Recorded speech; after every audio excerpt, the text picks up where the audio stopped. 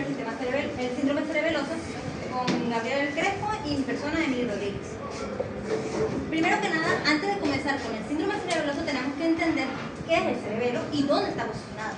El cerebelo es una parte del encéfalo que está situado en la fosa craneal posterior, por detrás del puente del lóbulo raquídeo, debajo de lo que es el lóbulo occipital y parte del lóbulo temporal, como se ve aquí. Por ello está separado con el cuarto ventrículo. El cerebelo consta de dos grandes hemisferios, los que están unidos por el vértice. Aquí, como vemos por aquí, está el lóbulo anterior, el lóbulo posterior y el vértice, y está el flóculo nódulo, que es el otro lóbulo. Esto también tiene varios lobulillos, que son estos que se ven aquí, y el cerebro está conectado al tronco encefálico por tres grandes partes, que son los pedúnculos cerebelosos, que sería el pedúnculo cerebeloso superior, el pedúnculo cerebeloso medio y el pedúnculo cerebeloso inferior. Estos también están divididos por lo que es el arquicerebelo, valiocerebelo y neocerebelo. El arquicerebelo es el que está aquí por encima, es el lóbulo anterior. El arquicerebelo es el lóbulo nódulo, me equivoqué, el lóbulo nódulo. Digamos que está estrechamente relacionado con lo que es la coordinación y movimientos de lo que es cabeza, cuello y hombros. Esto va a ayudar a lo que es el movimiento y coordinación.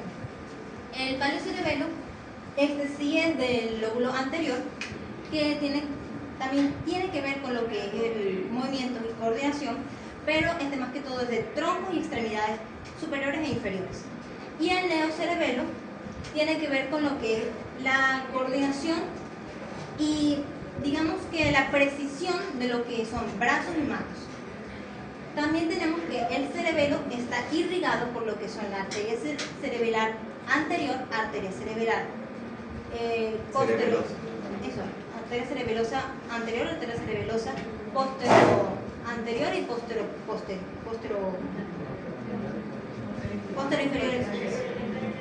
Entonces, estas arterias, si son ocluidas por algún tipo de coágulo, pueden causar otro tipo de lesiones a nivel de lo que es el cerebelo, por lo tanto, pues va a haber alteración.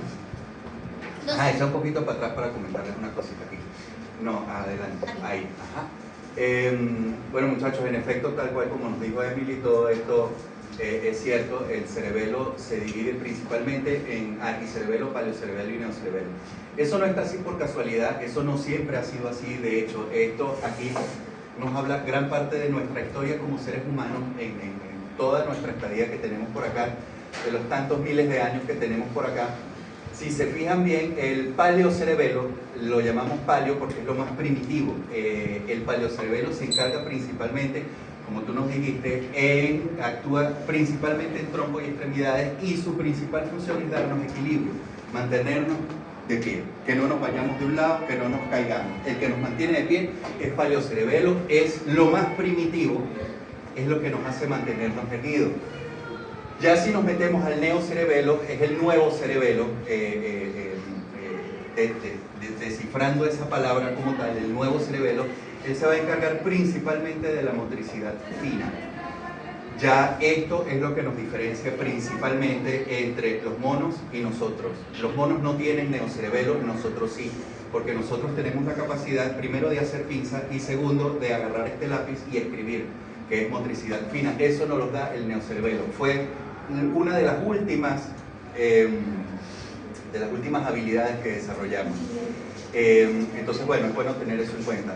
Esto se clasifica así de acuerdo a el momento en que se fueron desarrollando esas estructuras hasta, bueno, hasta tener el cerebelo moderno que tenemos todos actualmente.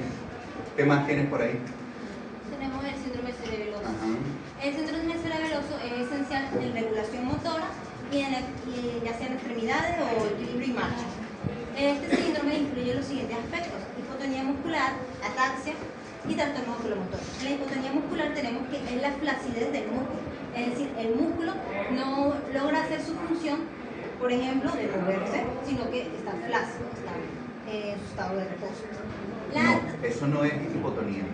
¿Qué es la hipotonía? No tiene que ver con movimiento. No, tiene que ver con lo que es la... Háblale a los muchachos. No me hables a mí. Disculpe.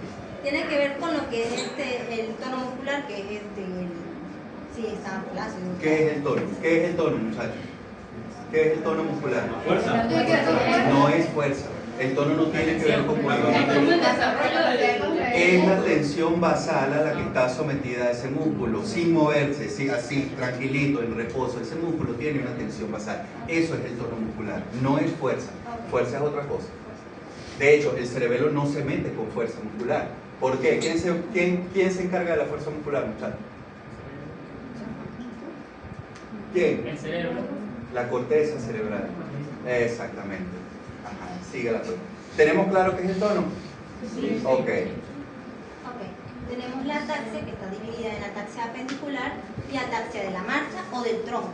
La ataxia apendicular tiene que ver más que todo con lo que son las extremidades superiores, es decir, hay una falla o una alteración en el momento de moverse. Y en la ataxia de la marcha o del tronco tiene que ver más que todo con la postura. Sí tiene que ver con extremidades y tronco, pero más que todo, como lo digo, la postura. Es decir, el momento de uno estar de pie, la persona al tener su ataxia se va a girar a su lado, se va a, digamos que no va a mantener el equilibrio. Los trastornos oculomotores tenemos lo que es el nixtasmo y la dismetría. El nixtasmo son los movimientos oculares repetitivos hacia los lados. Y la dismetría es que, por ejemplo, cuando tú vas a examinar al paciente, tú le vas a pedir a la persona que siga el dedo. Pero entonces, en el momento en el que tú lo detengas, el paciente lo va a detenerse antes o se va a detener después. Es decir, no va a seguir tu dedo. La etiología. Tenemos que la etiología del síndrome cerebeloso se divide en varias causas, lo que es factores tóxico-metabólicos, causas traumáticas, enfermedades hereditarias degenerativas, infecciones e inflamaciones, procesos expansivos neoplásicos y causas vasculares. En las causas vasculares tenemos que son de inicio súbito, que pueden presentarse de minutos o segundos y representan una de las más frecuentes a nivel del cerebelo. Tenemos que lo que es el infarto isquémico, la hemorragia cerebelosa, que la hemorragia cerebelosa es una de las más frecuentes y que afecta más que todo que puede afectar a cualquier parte del cerebelo. Estas se pueden más que todo pueden pasar por aneurisma o algún traumatismo.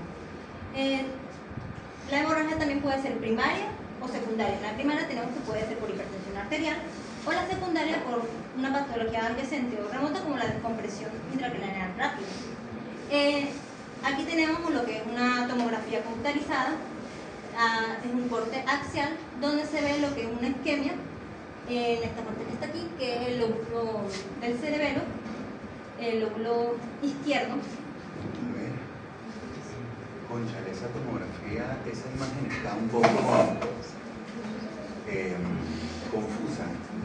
¿Qué ven ustedes ahí, muchachos? Porque es que... Es una isquemia. Claro, es una isquemia, lo que no me parece que sea el cerebelo. No es el lóbulo occipital. Parece occipital. Pero si puedo agregar algo. Claro, agrégalo. En realidad me fue bastante difícil conseguir imágenes de cómo se ve un cerebelo infartado, pero más o menos como se ve en el cerebro, se puede ver en el cerebelo. Por supuesto. Lo que pasa es que aquí hay un problema, muchachos, que la tomografía no es el método de elección para evaluar cerebelo. Tenemos más adelante que son resonancias magnéticas. Claro, por eso, pero en esa imagen específicamente eso pareciera ser lóbulo occipital. No sé, quizás yo he errado. Pero exacto, ahí es donde es bueno tener el CD y bajar uno mismo y ver todas las imágenes completas, pero ahí pues no me parece cerebelo. De aquel lado tenemos hemorragias. Yo creo que eso es occipital, no creo que sea cerebelo, pero No, eso es en la forma del cerebro, sí. ahí es seguro. Lo que pasa es que ustedes se fijan que aquí tenemos el foco hemorrágico, pero vemos que compromete cisternas basales. Aquí estaríamos en una ¿qué? ¿Esto es un Fisher qué? ¿Ah? En un Fisher 4, sí, eso pudiese ser un Fisher 4 o un 3, teniendo en cuenta... Bueno, pero el tamaño ya es del Fisher 4, ¿no? Pues sí, eso pudiese ser un Fisher 4. Pero igualito, seguimos en lo mismo. No me atrevo a decir con certeza que esto sea cerebelo porque tenemos compromiso de cisternas basales y tenemos la lesión aquí. Y bueno, si tú te pones a ver, si lo comparas con el hemisferio cerebral, ves que continúa completa la misma imagen. Eso pareciera ser más occipital que otra cosa, pero bueno, no sé, les pregunto a ustedes, ¿de dónde sacaron eso? De imágenes de Mayo Clinic y ese tipo de cosas. Y los describían como lesiones cerebelosas. Decía lesiones cerebelosas, vasculares, hemorragias isquémicas. Pero Cerebelosas. no explicaba exactamente No parece si era. cerebelo. Bueno, vamos a ver qué otras imágenes tienen después. Tenemos los tumores, que son también patológicos, pueden ser tumores primarios o secundarios. En los primarios más que todo está el medulloblastoma y estrositoma, que se da en niños. Niños o personas jóvenes en realidad. En los tumores secundarios está más que todo la metástasis o el hemangioblastoma. El más común de todos estos es la metástasis, porque ya que es un cáncer que está en otro tipo de órgano, al hacer la metástasis a nivel de todo el cuerpo, pues obviamente va a entrar aquí. Estos otros son más específicos y casi no se dan. No, bueno, mira, no es que se metástasis a nivel de todo el cuerpo. Las metástasis, muchachos, no son algo aislado de que se va el cáncer a ver dónde se siembra por ahí. Todo tumor primario tiene una metástasis específica. Entonces, eso es algo que hay que tener en cuenta. El cerebelo, por ejemplo, tumores de recto, tumores de pulmón, tumores de mama en las mujeres, de próstata en los hombres, dan generalmente este tipo de metástasis. Pero un cáncer de, no sé, colon, es raro que te dé una metástasis a cerebelo. Eso, síguela, Emily. Bueno, estos son resonancias magnéticas. Aquí se ve un tumor. Este es el cerebelo, se ve el tumor, que es de gran magnitud. ¿Qué imagen es esa, Emily? Es una resonancia magnética de corte. Exactamente, es una resonancia y hay dos cortes. Ahí tenemos corte sagital y tenemos corte axial. Exacto. Pero si te fijas, ahí sí diferenciamos bien el cerebelo. De hecho, fíjate que en fosa posterior no vemos cerebro arriba. Ajá, no se ve. Esto sí es cerebelo, esto sí es cerebelo. El método ideal para la evaluación del cerebelo, muchachos, es la resonancia magnética. En tomografía muy rara vez se ve y si se ve es muy poco definido. Entonces, no sé, las tomografías como que no cuadran mucho aquí. Tenemos allá, hay Eso, otro tumor, cerebelo, también vaya. delimitado. Y esa tomografía también muestra que dice que No, es este de parece cerebelo. más Y es tomografía. Eso parece, sí, eso es lóbulo occipital, ¿no? Esta otra de acá, esto sí es cerebelo y mira esa imagen, ¿cómo la describen ahí? Bueno, no leo ahí, ¿no? No se le, pero en el de la izquierda dice TAC de cráneo, de cráneo. arquitectura del cerebelo. Astromicoma el cerebelo. Esta de aquí pareciera como un absceso, pareciera, por esas características encapsuladas y con ese centro hipointenso. ¿Qué nos dices de esta imagen, Emily? Es una tomografía de corte axial, tiene una masa bien delimitada, pero pareciera que tuviera un líquido que se sale de dicha masa. Pues sí tendría. ¿A qué te refieres? Señálalo ahí. Esta parte que está aquí. Eso parece como una transformación hemorrágica de esa lesión, o que haya hecho sangrar a las estructuras adyacentes. ¿Eso es que un tumor? ¿Lo describen como un tumor?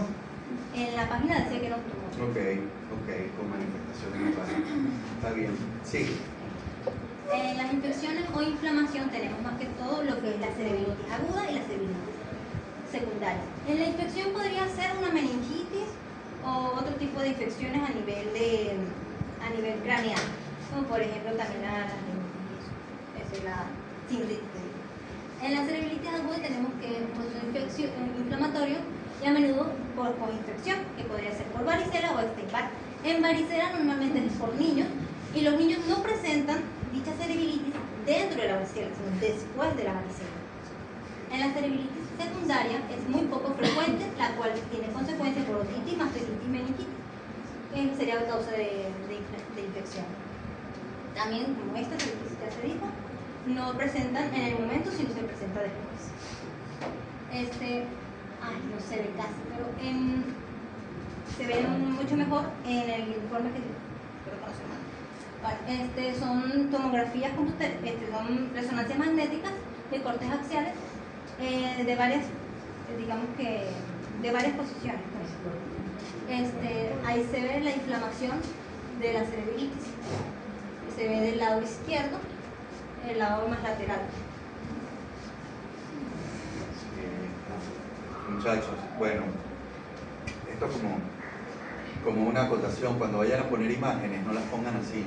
preferible que pongan la imagen bien grandota, que se pueda ver y detallar bien, así les lleve 10 diapositivas, una imagen por diapositiva, no importa, pero que se vea bien. Ok. Tenemos las enfermedades hereditarias y degenerativas. Estas más que todo serían que si las enfermedades desmielinizantes, como por ejemplo la esclerosis múltiple, las atrofias primarias, que serían por envejecimiento, sería que por ejemplo el cerebro, al momento de uno envejecer, ocurre la atrofia, ¿verdad? Pero no solamente ocurre en el encéfalo, sino también puede ocurrir lo que es en el cerebelo. Por lo tanto, pues va a ocurrir una alteración en el cerebelo porque puede haber ataxia, distonía, entre otros.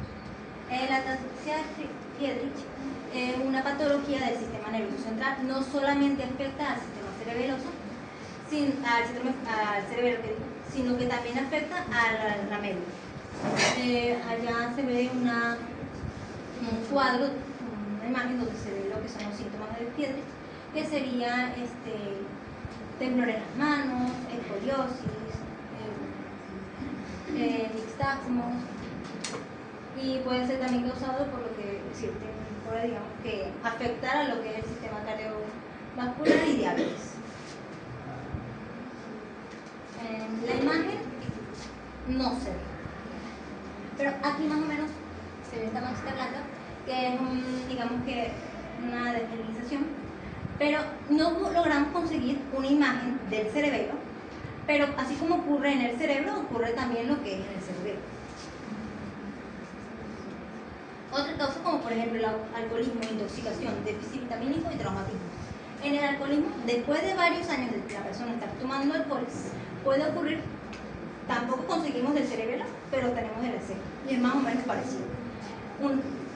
Una resonancia magnética de una persona normal y una persona con 43 años tomando alcohol.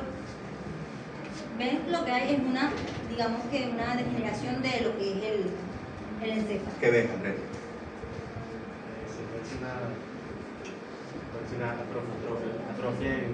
Una atrofia severa. Ajá. ¿Ves cómo faltan las circunvoluciones a nivel del temporal? Arriba, en parietal, faltan también. Hay una enorme hipodensidad ahí en todo lo que es tallo encefálico. Sí, hay una atrofia súper marcada. Que arrecho como el dicho. Sigue. El déficit vitamínico, no estoy segura, pero yo leí que el déficit vitamínico de B1 causa una encefalidad de Wernicke, la cual pues obviamente al causarla ¿Causa una qué, perdón? encefalopatía de Wernicke. Ah, es así. No cefalea de Wernicke. No, es Encefalopatía de Wernicke. Ok. Ajá, bueno. Y pues los traumatismos, obviamente, al haber un traumatismo de la parte occipital del cráneo, pues puede haber una lesión en el cerebelo. Y las intoxicaciones pues, puede ser por opioides o benzodiazepinas. La clasificación del síndrome cerebeloso, tenemos que el síndrome de la línea media y el síndrome lateral de Wallenberg. En el síndrome de la línea media, el cual es el Bernis, entonces, este se caracteriza por difusión en la parte central del cerebelo que afecta el equilibrio, la marcha y movimiento. Este resultando en ataxia del tronco y a veces en nixtasmos. El síndrome lateral de Wallenberg es un ictus isquémico del bulbo raquídeo dorsolateral. Comúnmente ocurre por una oclusión en la arteria ventral o cerebelosa posterior inferior. Este se manifiesta con vértigo, disfagia y disfonía por el síndrome de Horner, que es miosis, tosis y anhidrosis ipsilateral. Y también ocurre lo que es la hemianestesia cruzada. El síndrome del lateral de Wallenberg tendría que ver con lo que es la triada clásica de ataxia cerebelosa, hemianestesia cruzada y parálisis vulgar. La triada de Holmes es la astenia, ataxia y atonía, que tendría que ver con el síndrome de la línea media. A ver, ya va, echa un poquito para acá. Muchachos, ¿entendieron bien esta parte? Ajá, Emily, hágase entender. El síndrome de la línea media es relacionada con el Bernis. El Bernis, recuerden que el Bernis actúa sobre lo que es postura y movimientos del cuerpo. Entonces, al afectarse el Bernis, hay una alteración en el equilibrio de sus movimientos. Entonces, ¿cuál es su triada clásica? Su triada clásica es astenia, ataxia y atonía. Entonces, si ustedes ven digamos que estos síntomas, hay una afectación en el vermis. Si hay triada clásica. Ya va, aguántalo ahí. Estamos con línea media, Ajá. triada de Holmes. Y se fijan, muchachos, los pacientes con este síndrome, con esta afectación, ellos van a tener ataxia, van a tener distonías, no van a controlar los movimientos. Es un paciente que probablemente no llegue al consultorio o a la emergencia en silla de ruedas porque no puede caminar y apenas ustedes lo paren de la silla, pero eso es algo que hago yo con todos los pacientes. Pacientes que me lleguen en silla, ¿por qué está en silla? No, porque cualquier cosa que no sea estructural en miembros inferiores, párese. Ay, pero es que no párese. Yo lo paro aquí agarradito y tú ves por qué no se puede parar. Si tú lo paras, él se te va para un lado, él no coordina, le dice, señor, agárreme este lapicero y no lo ubica, ahí tú lo puedes clasificar allá. Es un paciente que siempre va a estar consciente, que habla contigo de manera normal, que tú lo miras a los ojos, él te puede mantener la mirada, pero es un paciente que está totalmente atáxico, pues. A diferencia de un Wallenberg, que este sí se va a manifestar con disfagia, con disfonía, va a haber alteración de pares craneales porque vamos a tener un Horner. ¿Cómo es el Horner? ¿Qué es el Horner? Miosis es... No, ¿qué es el Horner? El Horner es ¿Qué es el Horner, muchachos? No me digan que miosis, no. Eso es lo que da, pero ¿qué es? ¿Qué es el Horner? Ese es tu seminario. no sé decir. Muchachos, el Horner es la afectación del ganglio del tercer par craneal, que es el motor ocular común. Cuando se afecta el ganglio, que es la raíz central de todo ese nervio, lo vamos a ver como una miosis. ¿Por qué? Porque produce contracción de la pupila. Tosis palpebral, ¿qué es la tosis? No sabes qué es la tosis. Tosis palpebral, muchacho. Un paciente con tosis así tal cual. Y tú le dices, pero abran los ojos, señor. Entonces te abre este y este le queda así tal cual. Anhidrosis, ¿qué es eso? Anhidrosis sería falta de sudoración. Falta de sudoración. Entonces ve al paciente sudado en media cara y la otra media cara seca, así tal cual se va a ver. Y la anestesia cruzada, que no tiene sensibilidad en ese lado, exactamente. Entonces sí entienden las diferencias ahora entre estos dos. Cada uno se va a manifestar de manera diferente, pero solamente por clínica tú lo ubicas en estos grandes síndromes. ¿Tenemos claro esto, muchachos? Ok, si no les queda claro, el próximo a explicar es Gabriel. Siga pues. El trastorno de ganglio basal. Tenemos que lo metimos aquí, no porque tengan que ver con el seminario, pero como escuchamos Sí, que tiene no, que ver. sí, claro, Mucho, claro. pero como escuchamos que no se iba a hablar mucho de eso, quisimos meter más cosas que están en la siguiente lámina. Okay. Los trastornos de ganglio basales tenemos que son lesiones de los ganglios basales que producen trastornos del tono muscular, de la postura y del movimiento voluntario. En las alteraciones del tono muscular tenemos lo que es no estoy segura cómo se dice, pero en los videos escuché que se decía coreo. Sí, la coreo. Ok, coreo. Tenemos la coreo, la hipertonía y la hipotonía. La corea es un movimiento de forma brusca e involuntario que la persona, digamos que en un momento está aquí tranquila y de repente hace así. Mira, en la clase pasada habíamos hablado algo parecido con el balismo. ¿En qué se diferencia el balismo de la coreo? Balismo, digamos que es mucho más brusco. Háblale a los muchachos porque después no te El balismo es mucho más brusco e inesperado. Digamos que, no sé cómo explicarlo de forma, sí, para mostrárselo, pero es más brusco y más digamos que inesperado que la corea. Uy. Los dos son movimientos bruscos, los dos son movimientos inesperados, los dos son movimientos involuntarios. La diferencia es que el balismo es esto, págata, y ahí queda. La corea se mantiene, el paciente se mantiene haciendo esto. Incluso es repetitivo y se puede manifestar en ambos miembros. De hecho, hay un síndrome bastante famoso aquí en Venezuela, que es endémico, que es el mal de San Vito. ¿Han escuchado alguna vez el mal de San Vito? ¿No han escuchado el mal de San Vito? O la corea de Parkinson. Sí, no. ¿Sí la han escuchado? No sé de qué va, pero sí he escuchado. Bueno, esa vaina es endémica de un pueblo por allá en Miranda, en Barlovento, y por allá la gente tiene ese problema, una vaina genética hereditaria, y ellos andan así todo el tiempo. Entonces les dicen el baile de San Vito, porque creen que están bailando, pero no es que están bailando, es que tienen una corea. La diferencia principal es esa, el balismo es un solo movimiento, pácata, y ahí queda, ahí se le va. Uy, este coño está loco, tiene un tigre, andan lanzando coñazos ahí. La corea se mantiene, es un movimiento repetitivo, exactamente, esa es la principal diferencia. Eso es lo que yo había leído y eso es lo que se va a Bueno, pues si lo leyó, dígalo, papá. Eso, la coreo suele ser movimientos, eso, que también pueden ser aleatorios, pero generalmente suelen ser más repetitivos. Una vez iniciado, se mantiene. Exactamente. Pues, es un baile. De hecho, ahí tenemos un ejemplo de coreo, esa imagen. Haciendo los nenes allá, exactamente. Ese niño allá haciendo un movimiento bastante. Este es el baile de San Vito, tal cual, este es el baile de San Vito, así se mueve.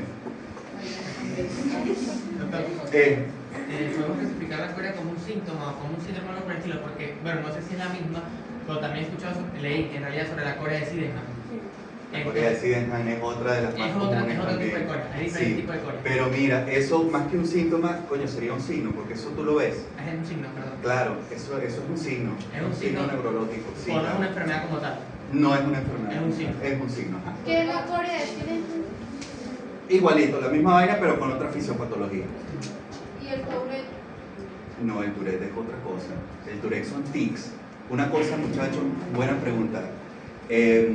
La corea, el balismo y los tics son cosas totalmente diferentes. ¿Por qué? Porque los tics tú los controlas. Un paciente con tic X, a mí una vez de adolescente me dio por tener un tic y hacía estos movimientos, pero si tú le dices al paciente, deja de hacer eso, él lo deja de hacer, porque él lo controla. El tic es movimiento voluntario, esto no se controla, esto es totalmente involuntario. Tú a un paciente con Tourette le dices, quédate quieto y no te muevas ahorita, y él no se va a mover. Eso sí, cuando tú medio voltees, tácate, él de una vez agarra y aprovecha y lanza su tic. Tengo entendido que Tourette también dice palabras, o sea, y generalmente groserías. También, pero eso es controlable. El Tourette es voluntario porque son tics. El tic se diferencia de esto porque el tic es voluntario y esto es involuntario. Esto no lo maneja el paciente, no lo controla el paciente. Tenemos la hipertonía y la hipotonía. La hipertonía es la rigidez del tono muscular y la hipotonía es la flacidez del tono muscular. Aquí se vería una hipotonía y una hipertonía. La imagen no es que esté como tal bien la parte de las palabras, pero es más o menos lo que queremos dar a entender. Claro, en la hipertonía no es que el cuerpo se va a mantener, pero como para dar un entendimiento de cómo se hace. No, pero es que mira, esta imagen no nos habla de hipotonía e hipertonía, nos habla de la parálisis flácida y la parálisis rígida, que son cosas totalmente diferentes. Aquí vemos una parálisis flácida, aquí vemos una parálisis rígida, y ambas son parálisis. Pero ¿qué es lo que pasa? Que en la parálisis rígida se suprimen los mecanismos inhibitorios que precisamente hacen que ese músculo ceda. Entonces no cede nunca el músculo contralateral, porque recuerda que un músculo siempre va a tener su antagonista, su contraparte. En el caso de esta prueba que están haciendo aquí, están tratando de estirar el tríceps, para lo cual el bíceps se tiene que relajar para permitir el estiramiento del tríceps.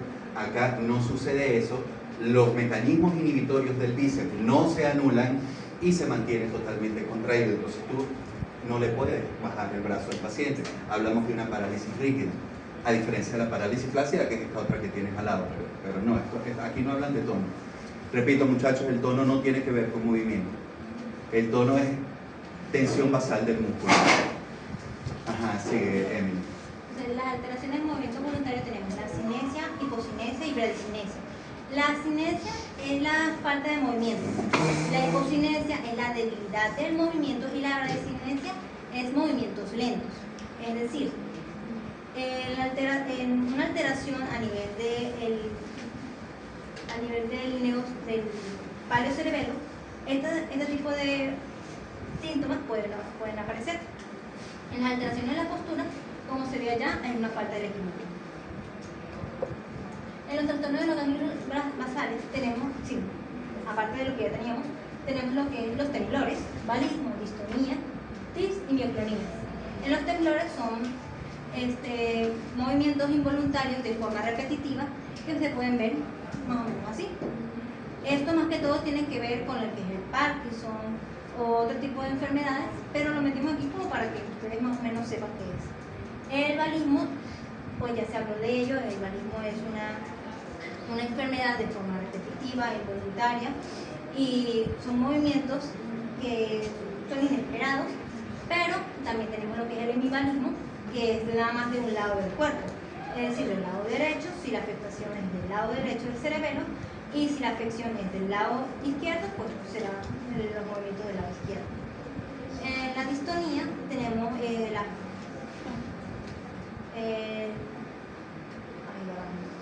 La palabra te lo dice. Distonía, no hay tono. Listo, eso.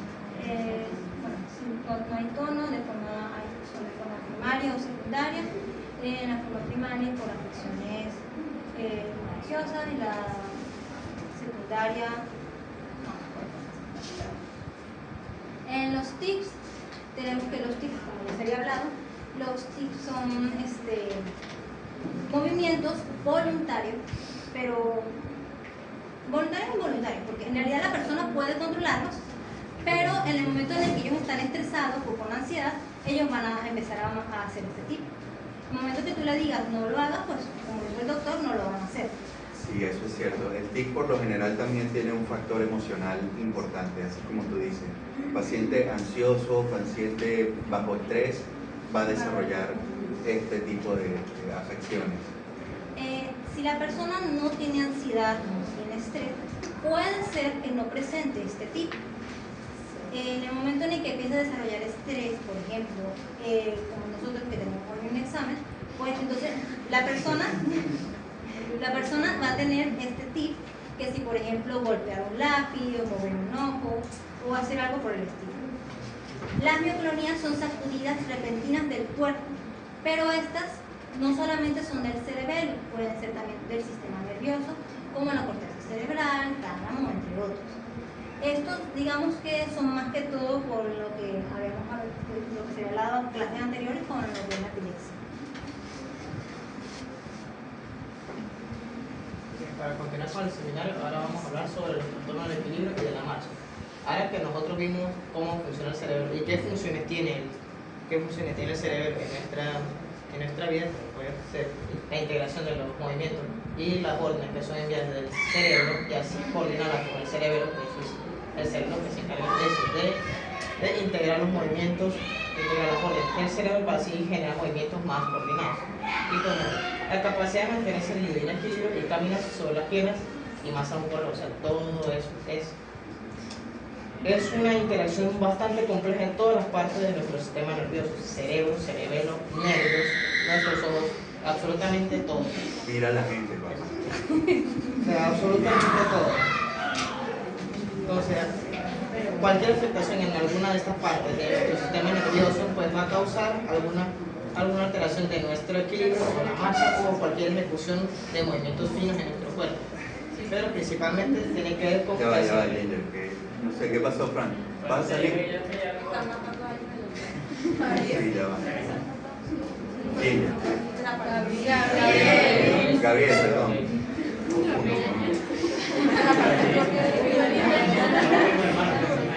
Gabo.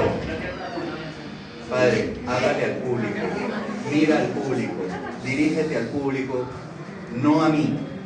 Al público, porque después no se entienden, men. Recuerda, la clave de un buen expositor es hacerse entender, siempre, como sea, así sea con manzanitas y peras, pero hacerse entender. Y si tú no los miras, ellos no te van ni a parar bola. Entonces, mira al público, y eso pues aplica para todo. Emily, toda tu exposición le diste la espalda a Ginger. Toda la exposición. Fíjense en el público, muchachos, y en el público no es fijarse en el que está aquí de frente, es mirarlos a todos. Lo que tú dices le tiene que llegar hasta la última persona de ahí atrás.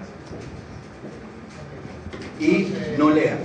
Una vez más, entonces, los trastornos del equilibrio y de la marcha. Como vimos antes, el cerebelo tiene muchas implicaciones en todo lo que nosotros hacemos. Principalmente es la integración de los movimientos voluntarios que vienen del cerebro. Pero también, como podemos ver aquí, el equilibrio y la marcha es una integración de todas las partes de nuestro sistema nervioso. Se involucra todo, o sea, los ojos, el oído, el sistema vestibular, el cerebelo, los ganglios basales, involucra absolutamente todo, y cualquier alteración de una de estas partes pues va de una vez a manifestar O sea, como pérdida del equilibrio y la marcha, o algunas otras características como son los movimientos finos.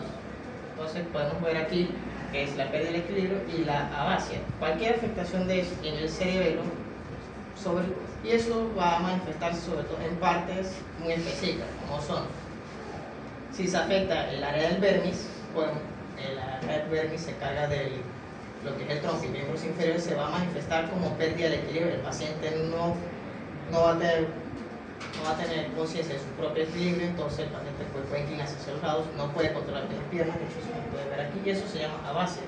¿Qué es la pérdida de base? La pérdida de base, bien, que el paciente puede mantenerse aquí. El paciente generalmente, cuando ocurre esto, tiende a abrir las piernas y aumentar el espacio o la base de sustento para así mantener el equilibrio de manera compensatoria. Esto no es fisiológico, es netamente patológico. Y la pérdida del equilibrio. Qué bien, hermano, qué buena explicación. ¿Entendieron eso, muchachos? Sí.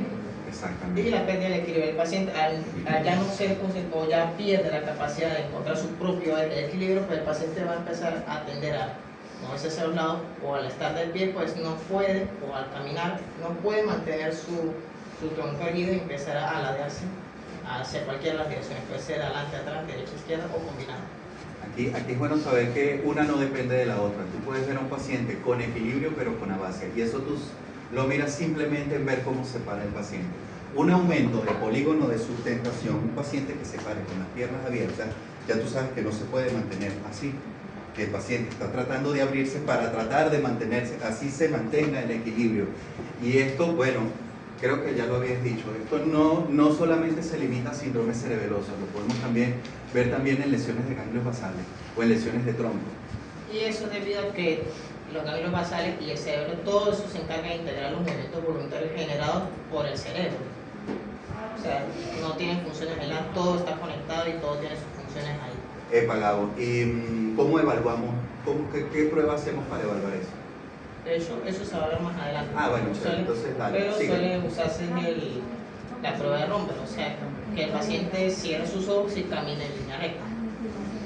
El paciente, pues generalmente tiene que caminar derecho, o sea, ya sea con los ojos abiertos o cerrados. Pero es que, Gabo, tú puedes hacer un Rompen sin poner a caminar al paciente. Claro, sencillamente tú lo pones, le abres los brazos, le dices cierra los ojos, señor. Apenas cierra los ojos y se va a ir con lado. Sí, eso es debido a que el paciente ya pierde la propiocepción de su eje de equilibrio. Entonces el paciente tiene que estar con los ojos abiertos, o sea, tiene que estar muy consciente del entorno para así poder mantener el equilibrio, ya que perdió la capacidad de mantener el equilibrio de manera natural y de manera primitiva. Bien. Entonces, continuando. Entonces, ya que hablamos de eso, entonces vamos a pasar a qué es la marcha patológica. Tenemos diferentes tipos de marcha patológica. Esto se ve también en otras enfermedades que no necesariamente están ligadas, que no necesariamente estén provocadas directamente por el cerebelo, sino por otras partes del cerebro, como son los basales, pero el cerebelo también tiene implicaciones porque integra los movimientos que son generados por el cerebro. Esa es la parte importante. Tenemos, por ejemplo, la marcha con estepaje, que es un tipo de marcha en donde el paciente va a tener debilidad en los extensores del pie. ¿Cómo es? Camine ahí en este patio. Bueno, básicamente el paciente va a tener incapacidad de dar pasos adecuados. Por ejemplo, el paciente va a caminar teniendo colgados los pies. ¿Cómo así? En vez de dar pasos normales.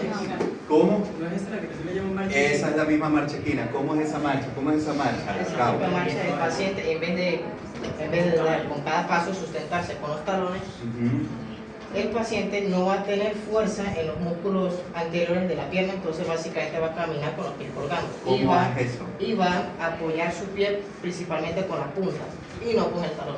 Entonces va a caminar. No, para empezar, un paciente con marcha de estepaje no va a levantar el pie hasta aquí, No. jamás en la vida.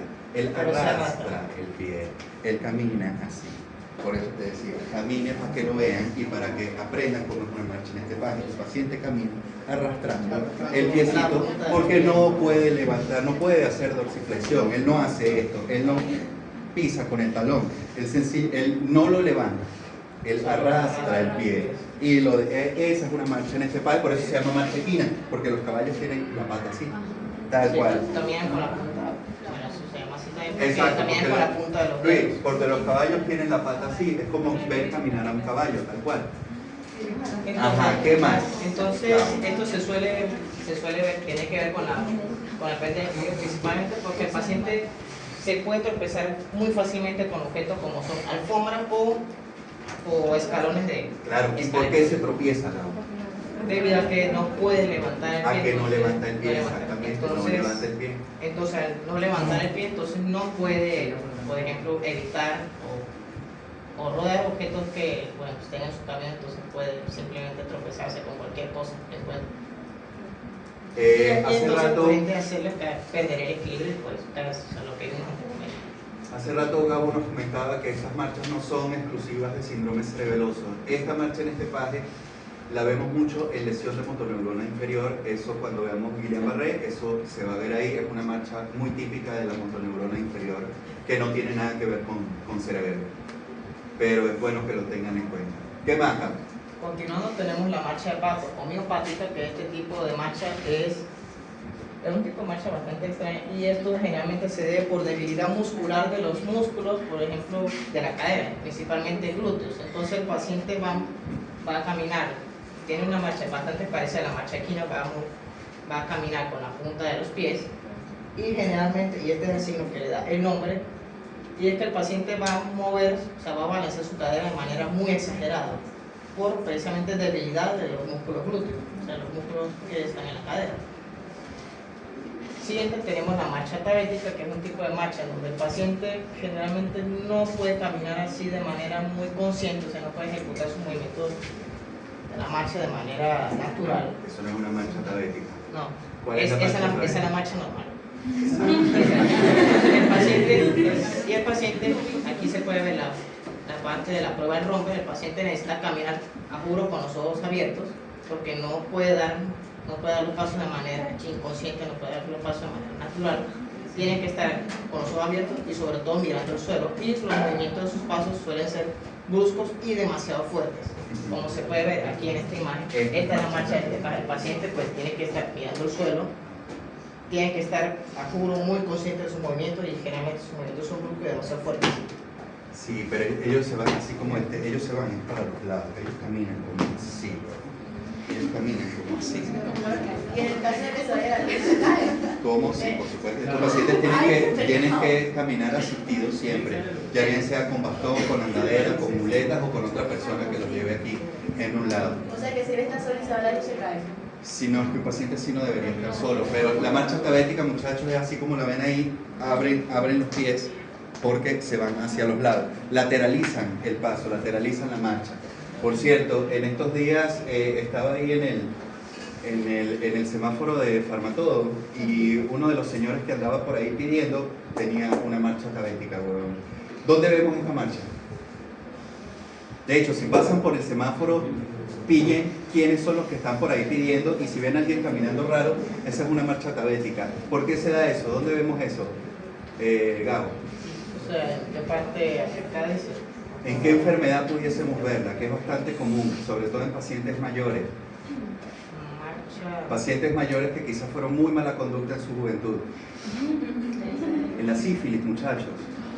En la sífilis terciaria, recuerden que una de las manifestaciones de la sífilis terciaria es el tabes dorsal. El tabes dorsal es la degeneración de las fibras distales de la médula espinal. Por lo tanto, estos pacientes pierden propiocepción, como tú dijiste, y les toca caminar así. Tienes que caminar. De hecho, ese señor del semáforo estoy seguro que es una sífilis. Ok, sigue. ¿Cuál es la diferencia entre la homeopática y la tavética? ¿Cuál es, Gabo? La tavética, pues, aquí es principalmente el origen del tipo de movimiento patológico. La marcha de este paje es por debilidad de los músculos No, anteriores de la pierna. la marcha de pato. Pero recuerda que la marcha de pato es por falla de los glúteos que no estabilizan la cadera. ¿Tavética es un movimiento como es? En la tavética, el paciente camina así. Así. En la de pato, el paciente mueve la cadera. Porque no, Por debilidad de los músculos. exactamente, por debilidad de los De glúteos. hecho, a eso iba y me sacaste la palabra. En la marcha con este paje es por debilidad de los músculos anteriores de la pierna. En la marcha de pato es por debilidad de los músculos de la cadera, o sea, los glúteos. Ajá. Doctor, ¿y no hay rehabilitación para la Claro que, ¿no? O sea, el paciente lo puedes meter en terapia y hace fisioterapia para la marcha y todo eso, pero de volver a caminar normal, mira, no, porque ahí hay daño neuronal. Es muy difícil, o sea, si fuese un paciente, ponte, un politraumatizado que le tocó estar mucho tiempo en cama, que tiene una atrofia muscular severa de todo el tren inferior, ok, con rehabilitación lo pudiese recuperar, pero ya cuando hay daño neuronal o daño del tejido nervioso, es muy difícil recuperar a esos pacientes. ¿Qué más? Siguiente tenemos otro tipo de marcha que es la marcha espástica, que esta puede manifestarse de dos maneras, puede ser unilateral o bilateral. El paciente va a caminar con sus piernas completamente estiradas. Si es unilateral, el paciente pues va a caminar con una pierna normal y la otra la va a arrastrar completamente rígida. Pues generalmente puede ser como si fuera moviendo la bolsa a un reloj. Así es, tal cual. Esa es la marcha. Doctor, Por otro ¿es la lado- misma marcha en guadaña? ¿Cómo? ¿Qué es esa? ¿Cómo? La marcha en guadaña. ¿Qué opinas, Cabo? Ya. Esa no la había escuchado, si te soy sincero. Sí, lo vimos en prácticamente. Marcha en guadaña. Ok, bueno, está bien. Sí, arrastrar más. Sí, claro, esa es la forma de una guadaña, ¿no? Está bien curioso el término, pero pues la conocíamos como marcha espástica.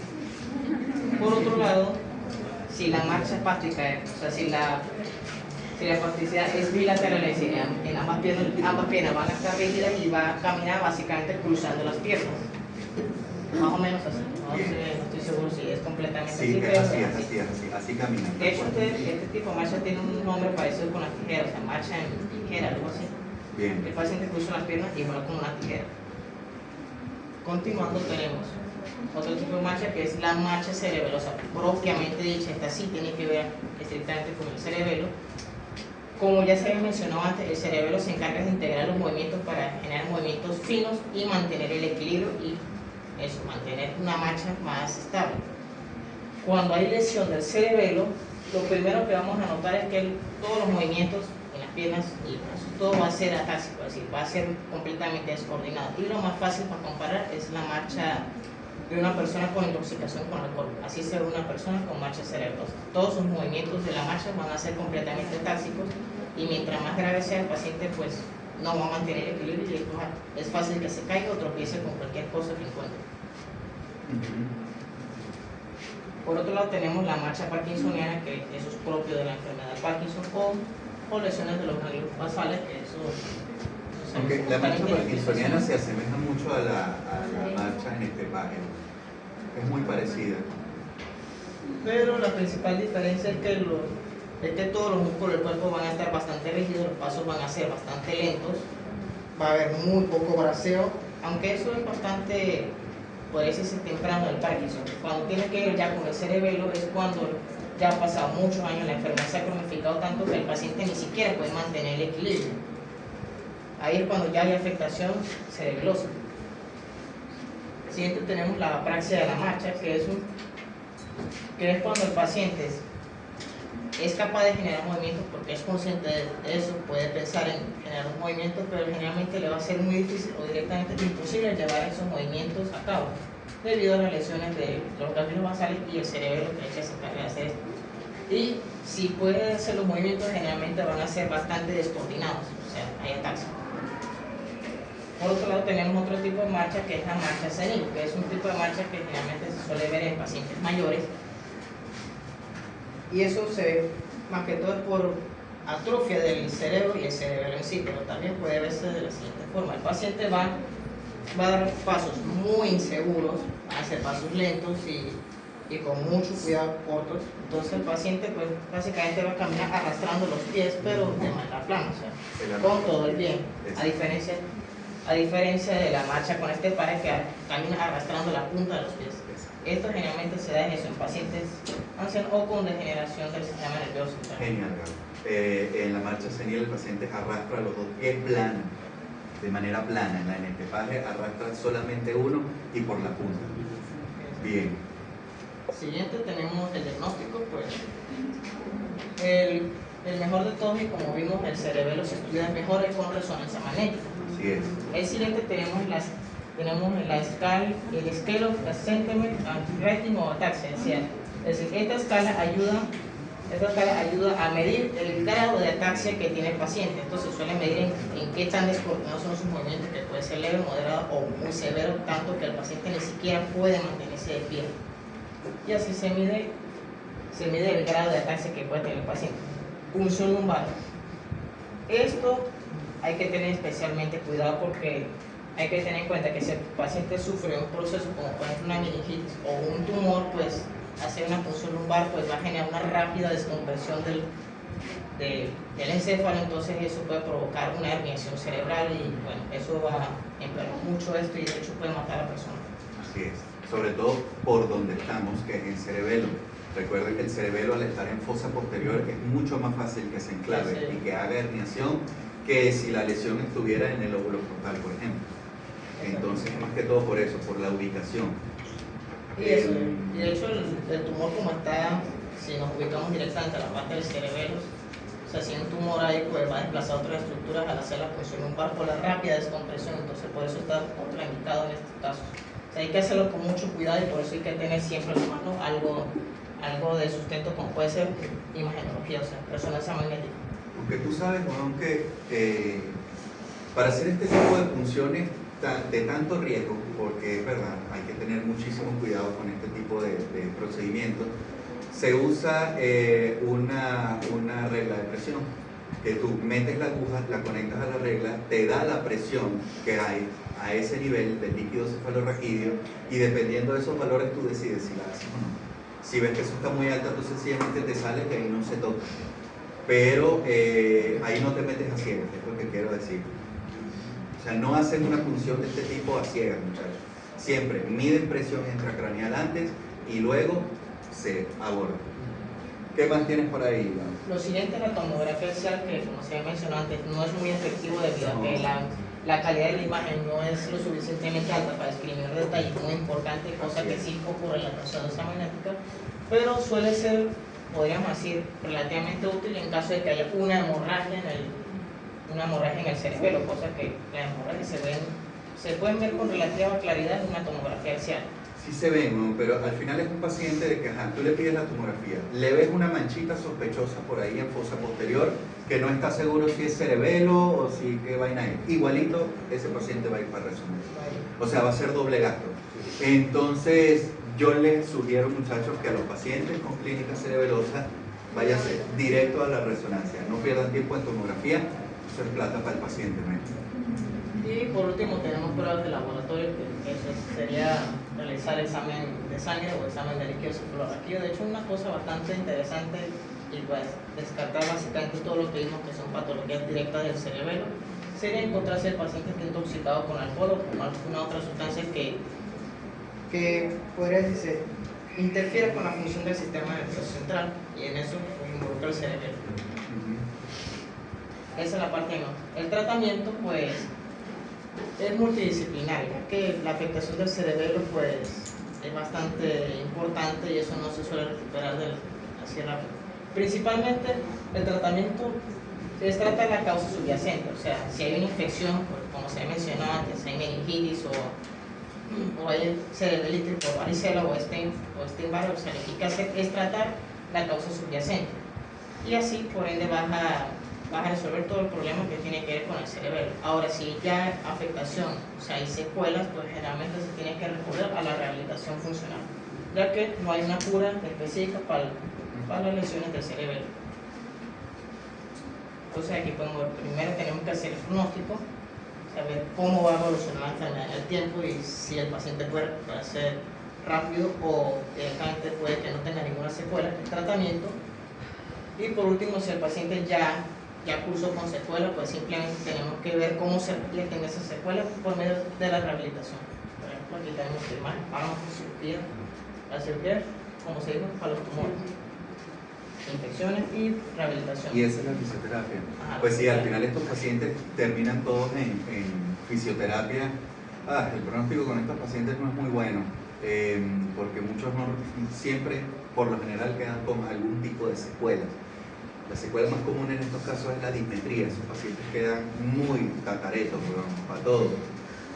Sí, pecado. Una vez en el posgrado me tocó ver un señor joven, 56 años, hipertenso, no se había controlado nunca, hizo un ACV isquémico en cerebelo. El señor era camionero, era chofer de gandolas y hacía viajes larguísimos, que sí, para Caracas, para Oriente, para por allá. Andaba en el país en gandola. Y ese señor nunca quedó igual, weón. Ese señor quedó tembleco, turuleco, dismétrico totalmente. Y al final terminó afectándole hasta su parte emocional, su parte psicológica, porque el señor dejó de trabajar, dejó de producir, de vaina y no pierde a la familia, todo por esta enfermedad, weón. Entonces, pues bueno.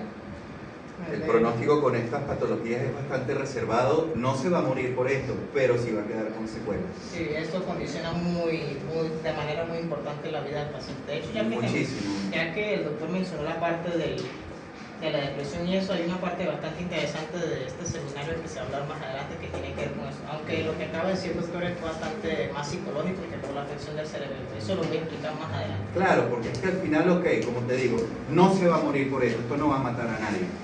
Pero sí le va a dejar secuelas, va a afectar muchísimo su calidad de vida. Y al final, o sea, es un paciente que se va a cronificar ahí. Bueno, continuamos pues. Tenemos esta enfermedad, el síndrome cerebeloso cognitivo afectivo, SCCA. ¿Qué es eso? Ya lo voy a explicar. El síndrome cerebeloso cognitivo afectivo, también llamado síndrome de Marfan, que fue descubierto por este sujeto en 1998, es decir, una enfermedad relativamente reciente, es un síndrome que básicamente dice en su teoría que el cerebelo no solo controla la parte del equilibrio y movimientos finos del cuerpo, sino que también tiene importante, o sea, está muy involucrado en la parte cognitiva, en la parte emocional, de ubicación y muchas otras partes cognitivas, o sea, la parte emocional y todo eso. Ya que anteriormente, antes de este señor, se hacían experimentos con ratas en donde se lesionaba o se seccionaba directamente el cerebelo y los sujetos de prueba pues directamente pierden el equilibrio, no pueden hacer movimientos coordinados. Pero posteriormente en seres humanos se puede ver que cualquier afectación en la parte del cerebelo, aparte de mostrar problemas en la coordinación y movimientos, pues también había importante afectación en la parte cognitiva.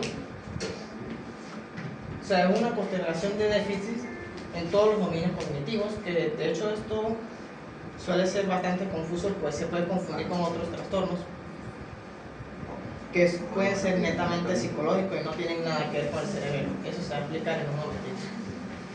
Ay, ahorita no puedo ir, pero pudiese ir por ahí como a las 5. Tenemos los signos y síntomas. La lesión aislada del cerebelo, pues como se mostró antes, Sí, bueno, no solo puede afectar la coordinación y los movimientos, sino que afecta también toda la parte cognitiva. Puede mostrar un paciente con lesión aislada en el cerebelo, también puede mostrar distracción, hiperactividad, impulsividad, desinhibición, ansiedad, comportamientos ritualistas y estereotipados, pensamiento ilógico, falta de empatía, agresión, irritabilidad, comportamiento rumiativo y obsesivo, disforia y depresión, defensividad táctil, sobrecarga sensorial, apatía, comportamiento infantil e incapacidad para comprender los límites sociales y atribuir movimientos motivos ocultos. ¿Por qué? Todo esto que acabo de decir realmente se puede confundir con un amplio abanico de trastornos. Claro, y mira, viendo toda esa clínica uno pensaría más en alguna afectación del lóbulo frontal que de cerebelo. Exacto. ¿Por qué? ¿Por qué dices eso? ¿Dónde sacaste eso? Eso lo sacamos de ese estudio que acabamos de ver, ese sujeto que en 1998 descubrió esta enfermedad. Ah, ese es por el cerebeloso cognitivo que dijiste ahorita. Ok. O sea, está bien raro ese síndrome. No lo conocía, si te soy sincero. Esa alteración, o sea, básicamente propone que el cerebelo tiene mucha más implicación que la parte motora, es decir, el equilibrio de los movimientos, sino que también tiene una fuerte implicación en la parte cognitiva. Entonces, la afectación de este va a cursar también, como dice aquí, va a cursar con estos otros síntomas que son bastante de la parte neurológica y psicológica. Entonces, es muy fácil confundirlo con otros trastornos neurológicos. Y muchachos, ¿cuál es la verdadera? ¿Qué pasa? Coño, respeto para el pan aquí que nos está hablando de un tema bien interesante, por cierto, porque esto es nuevo, esto es prácticamente nuevo. Claro, es relativamente reciente. Epa, seriedad, por favor. Entonces, como podemos ¿Qué ver pasó, aquí, Johan? ¿De qué manera una afección cerebelosa hace que un paciente tenga comportamientos ritualistas y estereotipados. Yo me estoy preguntando lo mismo. Y por eso quiero que le paremos bola a Gabriel. Eso ya lo vamos a ver y en un momentico le voy a mostrar algo bastante interesante que es para el final de este seminario, que son 2 casos clínicos. Okay. De hecho ya se los voy a mostrar. Aquí tenemos una imagen, una resonancia magnética tipo fleco, ¿cierto? Cuando se muestran imágenes del cerebro, aquí podemos ver que hay una ligera hiperintensidad en el vermis. Entonces cualquier afectación en el cerebro, pues aparte de mostrar la afectación, eso que vimos, movimiento y coordinación, pues va a afectar también la parte neurológica. Como hay una ligera inflamación en el vermis, probablemente este paciente pues tenga problemas de equilibrio, o sea, el paciente va a estar el paciente no va a tener equilibrio, puede caerse fácilmente o va a tener movimientos en la marcha muy descoordinados. El tratamiento, pues, como se ve, bastante de la parte psicológica, así que el paciente tiene que ser consciente que tiene una enfermedad, hay que decirle que tiene eso y tiene que aceptarlo y tratarlo de diferentes maneras. Generalmente tiene que ser la terapia conductual porque tiene que corregir todas estas manifestaciones, todos estos síntomas que vimos anteriormente, pues esto es netamente psicológico, pero desencadenado por una patología que tiene que ver con el cerebelo o generado directamente ahí. O sea, se tiene que hacer tareas una a la vez, reforzar la atención y la memoria, etcétera, etcétera. De la misma manera como se ven algunos trastornos que condicionan el neurodesarrollo, como puede ser el autismo. De hecho, todo eso mencionado anteriormente tiene que ver más con patologías del neurodesarrollo similar a esto. El retraso mental y el autismo. Echa para atrás un momentico. ¿No? ¿Estos pacientes van a presentar algún trastorno de movimiento, de marcha, de coordinación, de todo lo que hemos hablado hasta ahora del cerebelo? Exacto, y eso es lo que vamos a ver. Y aparte de eso, manifiestan estos trastornos cognitivos de cambios de conducta, irritabilidad, agresión y todo lo que estás diciendo acá. Porque es que veo que nombras pura clínica cognitiva y... La idea de solamente nombrar clínica cognitiva porque ya sabemos qué es lo que se da en la clínica cerebelosa. Okay. Y entonces es como aparte de los del cerebelo. Okay. Y de hecho eso ahorita lo vamos a ver en la parte de los casos clínicos que integra todo lo que vimos anteriormente, o sea, la afectación del cerebelo en la parte motora y la afectación del cerebelo en la parte cognitiva. Eso lo vamos a ver y es bastante interesante. O sea, el paciente está choreto y loco. Sí, desgraciadamente, así como lo dijo el doctor, pues funciona. Okay, sígalo, pues. Entonces, ahora que ya pasamos con eso, ya entendimos que es el SCCA, ahora vamos a pasar con los casos clínicos.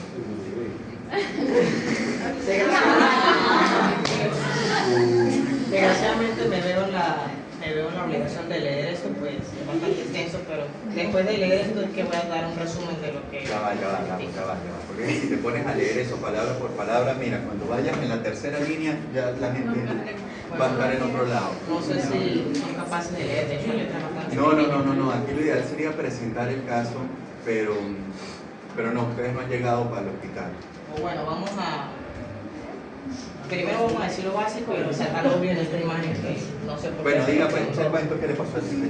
Básicamente, paciente varón sin antecedentes personales ni familiares de interés, con 14 años de edad, sufre un cuadro de cerebritis aguda, o sea, objetivable en secuencia de resonancia magnética cerebral, como podemos ver aquí, tenemos un foco ligeramente hiperdenso, de hecho aquí no se ve tan ligeramente, está muy marcado el cerebro está bastante inflamado, y obviamente este paciente cursa con todos los signos y síntomas de la cerebritis, o sea, y como se ve, la parte del cerebro que está inflamada es directamente el lóbulo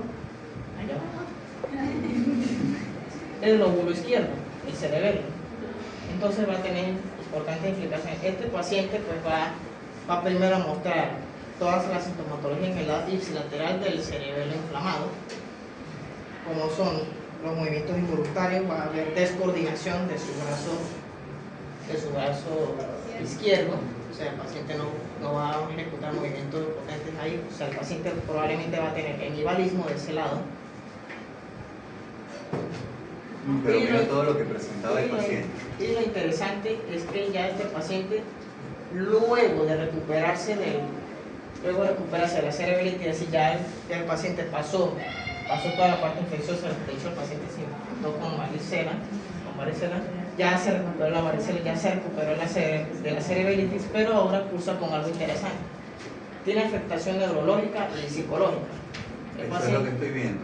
El paciente pues muestra síntomas de inatención, disfunción ejecutiva, fluencia verbal lenta, dificultad visoespacial, velocidad de procesamiento bastante baja, mala regulación emocional y del comportamiento, cambios de humor, ansiedad obsesiva y pasividad. Todos estos hallazgos cognitivos pues se manifiestan directamente después de la recuperación de la cerebralitis, o sea, sin ninguna causa anterior. O sea, el paciente no tiene, como se ve aquí, no tiene ningún antecedente personal ni familiar de importancia, es decir, nadie anterior de él sufrió de ningún trastorno o ninguna condición neurológica similar. Gabo, mira, yo lo que estoy viendo aquí, ok, el paciente hizo una cerebralitis, quedó con secuelas de esa cerebralitis y tenemos clínica netamente motora, y después empieza con clínica cognitiva, pero si tú te pones a ver, cambios de humor, mala regulación emocional y del comportamiento, velocidad de procesamiento baja, después ahí más abajo nombras de paciente melancólico, disminución del impulso vital, apatía, abulia y anedonia. Ok, aparte de síndrome cerebeloso izquierdo, taximetría, temblor, hipotonía, esto es cerebelo netamente. Dice que a los 21 años fue diagnosticado por depresión. A los 21 años es diagnosticado con depresión, pero eso es un sesgo. Eso yo lo veo como un sesgo porque fácilmente yo pudiese decir que este paciente tiene secuelas de su cerebralitis y su síndrome depresivo. Pero ahí viene la pregunta: ¿esa clínica depresiva se le puede atribuir a las lesiones de cerebelo? Pues sé que me vas a decir que sí, pero en realidad depende. ¿por qué? Depende porque, como dice, si el paciente tenía 14 años cuando sufrió su cuadro clínico, o sea, todo su cuadro de cerebralitis aguda, inmediatamente después de recuperarse la cerebralitis de manera inexplicable, pues es que empezó a tener todos estos síntomas. Luego se recuperó y bueno, aquí dice que con 21 años es diagnosticado con depresión mayor. Esto probablemente no tenga mucho que ver con la cerebralitis aguda ni sus consecuencias. Es que exacto, o sea, eso es lo que yo te digo. Ok, las secuelas motoras se pueden explicar por esto, y ahí lo vemos en las imágenes. Es que la depresión, no sé. No solo queda escribido por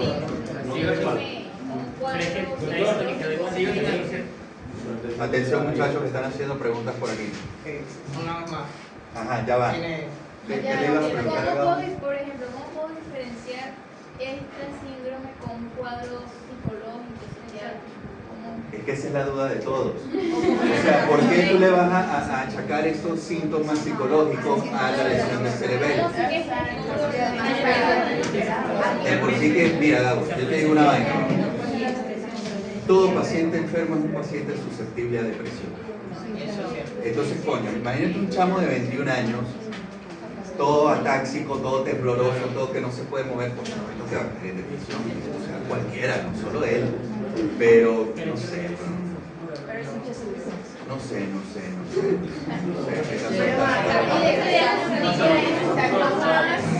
Pero hay una parte del cerebro específicamente que esté vinculada con algún tipo de procedimiento o algo así como la corteza cerebral, ¿no? Pues especialmente eso lo hacen son los lóbulos que están a los laterales. Los nódulos que están en los laterales son los que tienen algún tipo de sensibilidad como el lóbulo frontal. Entonces por eso se manifiesta. Algo similar, eso todavía de hecho está en estudio. Eso Mira, no está Gabo. completamente comprobado. Véndeme ese estudio, pues. Entonces, como pudimos ver y se mencionó antes, todos estos síntomas aparecieron inexplicablemente después de recuperarse de la cerebralitis. Pero como que inexplicablemente, ¿ven? Inexplicable que se hubiese deprimido de la nada, pero no se va a deprimir, está todo jodido. Bueno, Cualquiera se deprime. El de 21 años, pues ahí sí puede cualquier cosa que le haya pasado. De hecho, si todavía persisten las secuelas de la cerebralitis aguda, sobre todo la inflamación del síndrome cerebeloso, pues obviamente pues puede condicionar su estado emocional. Entonces eso puede generar depresión, y esto puede no tener que ver con el síndrome cerebeloso como tal, sino ser netamente psicológico el origen de la Sí, enfermedad. parece más bien. Bueno, no sé. Esa es la parte que todavía sigue en discusión. De hecho, este nuevo síndrome sigue en discusión precisamente por eso. Hasta el momento, históricamente, solo el cerebelo tiene implicación motora. Hasta el momento es que se viene descubriendo que probablemente tenga función neurológica. No me convence. Es que yo les digo algo, muchachos. Al día de hoy, la depresión yo la considero una enfermedad que escapa de las manos y de la mente humana. nosotros todavía, a pesar de todos los avances tecnológicos y los avances en estudios clínicos y toda esa vaina, no hemos podido dar con la génesis de la depresión. Incluso todavía, hasta el día de hoy, para mí se sigue tratando muy mal la depresión, porque un paciente deprimido, ¿qué hacen? Le mandan una cantidad de psicofármacos, lo mantienen dopado todo el tiempo, entonces el paciente estaba triste un día y el otro día está como un zombie. Eso para mí no es tratamiento de depresión. Entonces, mira, ¿qué se ha dicho? De que hay una disregulación en neurotransmisores, en hormonas, incluso en conexiones sinápticas, donde, bueno, como que no fluye muy bien la vaina, pero toda esa vaina hasta el sol de hoy son solamente teorías. Y en la práctica no funciona igual que la teoría. Otra parte que exacto.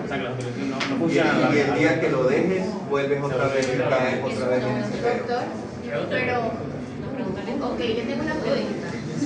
¿Hay una parte del cerebelo que pueda estar vinculada con el comportamiento así como el lóbulo frontal? De vista no.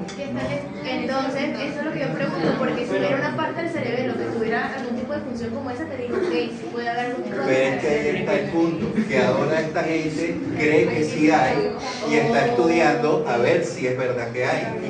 Pero ni estos mismos coños saben esta vaina. Doctor, confirma de mienta. Doctor, Supone que esta es confirma una de teoría. mienta. ¿Los neurotransmisores sirven o no sirven?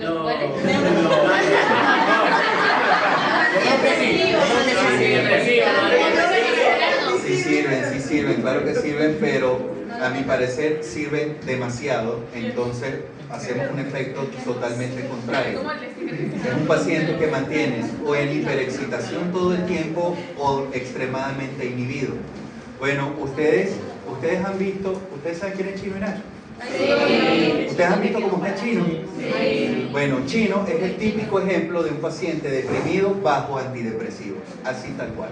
Así son ellos. Es una mirada perdida, es una persona que no puede mantener una conversación por 5 minutos contigo.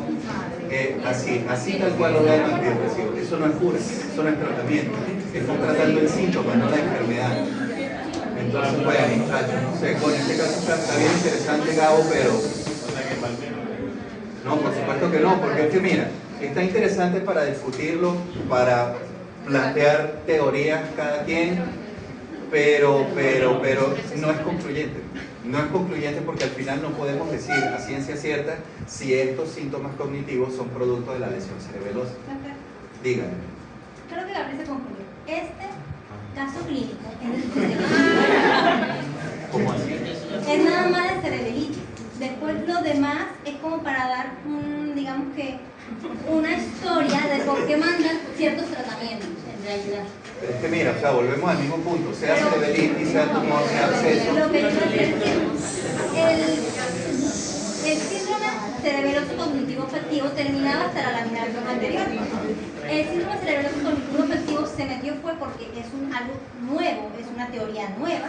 Entonces, para que nosotros como que tengamos una noción de lo que está pasando, más no es algo que sea definitivo. No es algo que digamos, cónchale, esto es así.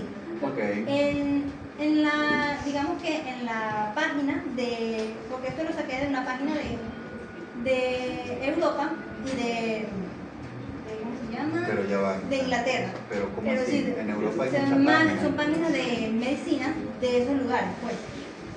Mira, De los lugares que son... el punto es el mismo. El punto es posible desarrollar síntomas psicológicos, cognitivos, posterior a una lesión cerebelosa. El punto es que según sí, pero no está confirmado. Según sí, ok, vamos a la siguiente pregunta. ¿Por qué? ¿De dónde? Porque eso es lo que no supuestamente, terminamos de comprender. porque según en la corteza del cerebelo, en la parte donde está lo que es el neocerebelo, como se supone que es nuevo, según de allí salen ciertos, no digamos sentimientos, pero ciertos comportamientos que tiene la persona que son más cognitivos. No, según lo que dice, más no es algo que sea definitivo. No me como ese cuento.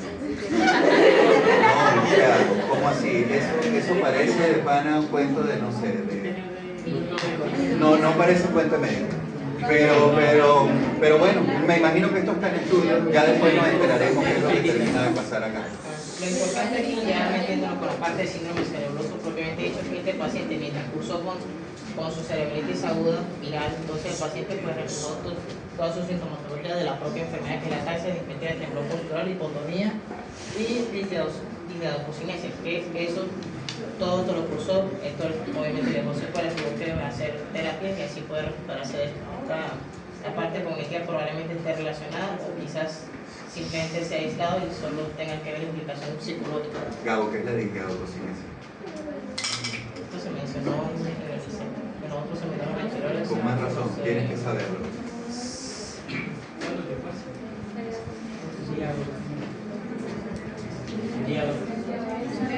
¿Qué?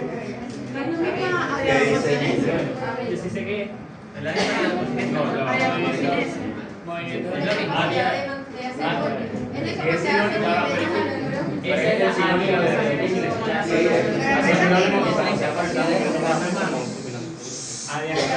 Movimientos alternantes. Eso. Eso es, exactamente eso es. La incapacidad para realizar movimientos alternantes y rápidos. ¿Y cómo le dice al paciente que haga esa prueba, Gabo? La prueba sería que el paciente extienda las manos, que las apoye sobre su muslo y que se le pida al paciente que haga movimientos de pronación y supinación repetidamente. O le dices que haga arepitas, como los bebés. Haga arepitas, señor. En un paciente que viene una imagen, la persona hacía como si fuera a hacer las arepitas, ¿verdad? Ajá. Pero en vez de hacer esto, hacía... Exacto, eso es una lideadococinesia. Así tal cual. No puede hacer arepitas. Los movimientos de eso pueden ser bastante descoordinados directamente, pueden ser bastante rígidos o ni siquiera pueden ejecutar. Déjame explicar.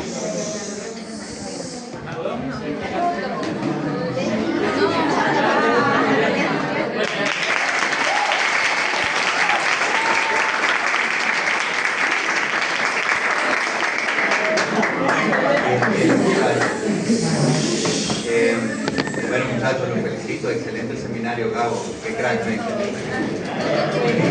Si quieren yo le paso el link de los... Claro. Y a los muchachos también, pásanoslo a todos. Eso, toda información es bien recibida.